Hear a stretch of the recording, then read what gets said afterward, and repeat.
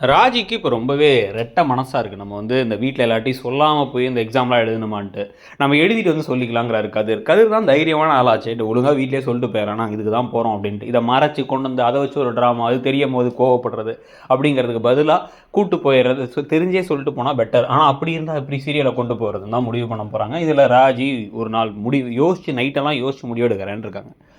So இதுக்கு நடுவில் வந்து பார்த்தீங்க அப்படின்னா தங்கமயில் அந்த ஸ்கூலில் போய் எப்படியோ தப்பிச்சிடலாம் அந்த ஹெட் மாஸ்டர் கண்ணில் இருந்துன்னு பார்த்தா அவர் கூப்பிட்டு இப்போ சர்டிஃபிகேட்டை கேட்க அதுவும் மண்டேவே கொடுக்கணும், இல்லைனா நான் பாண்டியன்ட்ட பேசுகிறேன்னா இல்லை வேணாம் வேணாம் நானே பார்த்துக்கிறேன் அப்படின்னு சொல்லிட்டாங்க. மாமாவுக்கு நிறைய பிரச்சனைகள் போகுது அப்படின்ட்டு. ஏன்னா திருப்பி கேட்டு எப்போம்மா போய் வாங்கிட்டு வா அப்படின்னு சொல்லி சரவணன் அனுப்பிவிட்டா பிரச்சனை ஆகிடுமேன்ட்டு காலேஜுக்கே போய் வாங்கிட்டு வான்ட்டு இந்த காலேஜில் இந்த பொண்ணை பார்த்ததே இல்லைன்றவாங்களேன்ட்டு.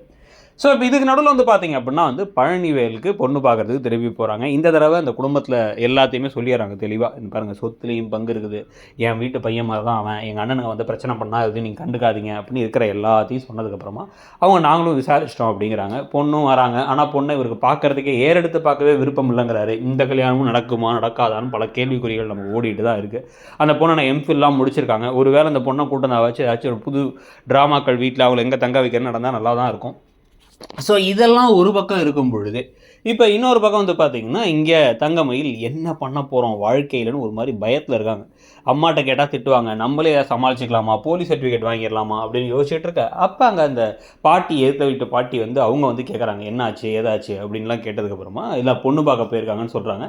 அப்போவே இவங்க வந்துட்டாங்க. வந்ததுக்கப்புறமா வந்து பார்த்தீங்கன்னா பொண்ணு அங்கே ஓகேவாயிடுச்சு. அண்ணனுங்களெல்லாம் பற்றி பிரச்சனை இல்லை அவங்கள்ட்ட சொல்லிட்டோம், இருந்தாலும் இப்போதைக்கு அவங்கள்ட்ட சொல்ல வேணாம்னு நான் சொல்லாமல் இருக்கேன், எப்படியோ நல்லது நடந்தால் சரி என் பிள்ளைக்குங்கிறாங்க.